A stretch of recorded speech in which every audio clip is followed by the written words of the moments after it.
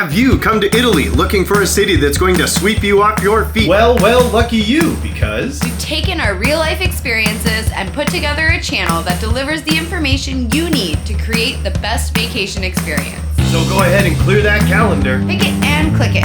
Our videos put the power in your hands. So come along and get excited about your next vacation destination. Let our channel be your one-stop travel shop.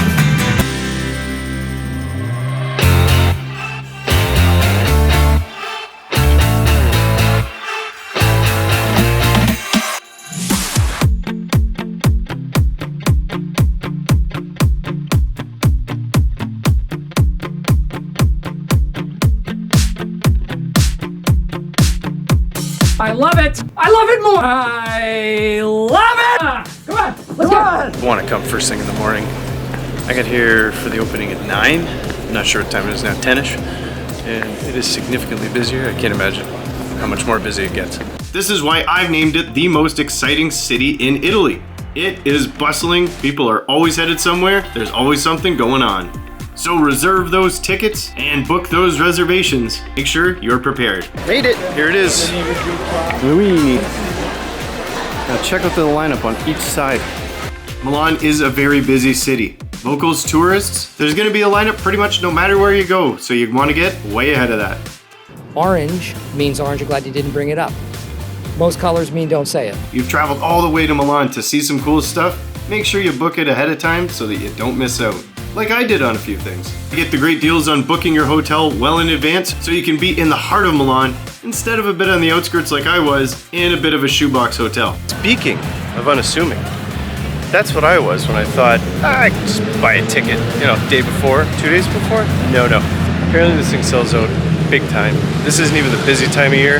I've heard you should buy them a week in advance and sometimes you come in the busy time a month in advance. Here's your receipt. Have a nice day. Thank you.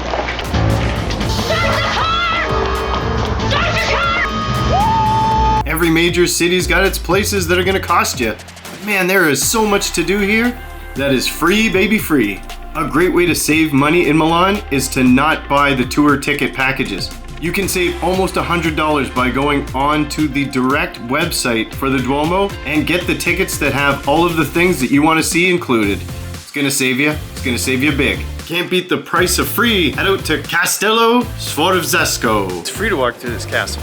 It says €5 to get into the museum. A lot of times of the day it's free. The last work and sculpture of Michelangelo is housed here. The Rondinini Pieta. Don't bother Luke. Don't bother Luke. Got it. Yeah, but it's like you're saying we should bother Luke. Right, all right. Yep, my bad. That's as clear as I can make it. It can be a bumpy ride flying into Milan through the mountains. Lots of turbulence there. Maybe, especially if it's a cheaper flight, stop into Zurich for a day and take the train down to Milan through Lake Como from there. There is a ton of cool stuff to do in Old Town Zurich. It's very compact. You can get a lot of things in a short amount of time. Going through Lake Como and seeing the Alps from the train is beautiful. A great way to travel and get a little bit extra in. All right, lots more do's and don'ts coming up after this. If you've enjoyed the content so far, please give us a like and a subscribe so we can continue to keep putting out content just like this from other cool places around the world. Thank you.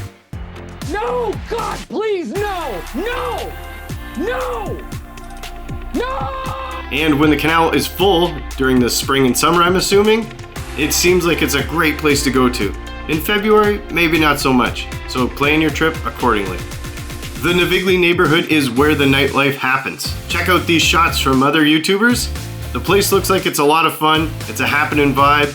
Leonardo da Vinci was the one that came up with the idea for a lock system that would bring clean water in from Lake Como down to Milan through these canals. So there's a little bit of history here too, pretty cool. I'm about to do something, I think. Would an idiot do that? And if they would, I do not do that thing. A little more zing and a little more pep. I thought if we did an even newer message that had even more zing and pep. Now we're cooking.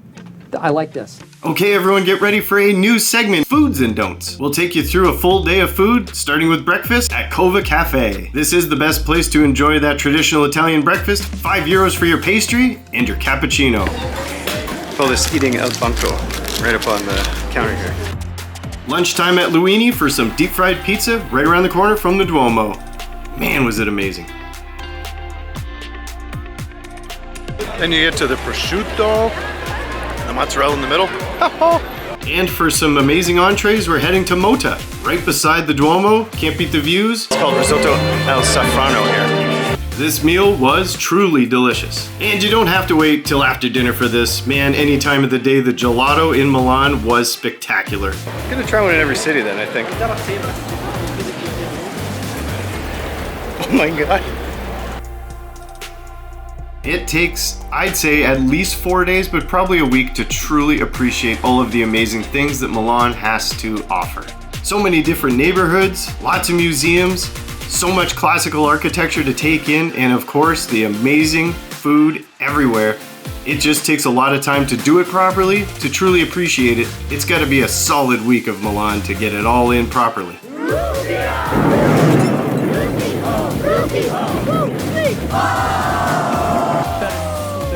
Do the rooftop patios and terraces. The Roof and the Dome are two of many restaurants that have an amazing and unique vantage point of the Piazza del Duomo. These are great places just to go get a drink and especially have a nice dinner. The rooftops of Milan are special, but nothing compares to the terrace on the top of the Duomo. Beautiful. Don't you ever besmirch Billy Joe. I can't stop. Robin? The most exciting city in Italy is full of action, so keep that head on a swivel. Trams, cars, and all sorts of different bikes. Ooh, yikes. The transit system here is solid, and you've always got your good old 2 feet. Renting a car here, or especially one of those mopeds, maybe leave that to the locals. This is the motorcycle city.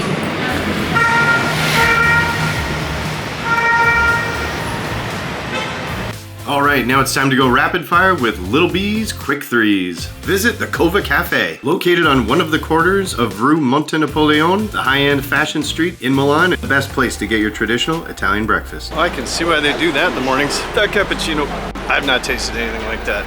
Oh, it's really good. Between here and the arcade, you'll get to do some of the best window shopping in the entire world. No hometown discount here. These shops are quite pricey, no surprise. And lastly, don't get so caught up in the old and don't forget to come see the new. Milan's business district is spectacular. Porta Nuova is a must-see, especially the Library of Trees Park. So, do our list of do's and don'ts make you feel more comfortable about traveling to Milan? If there's anything else you'd like to know, post it up in the comments below. Thanks for watching. Check out our perfect day, walking tour, daily vlogs, and top 10 videos to complete your tour of our one-stop travel shop for Milan, Italy.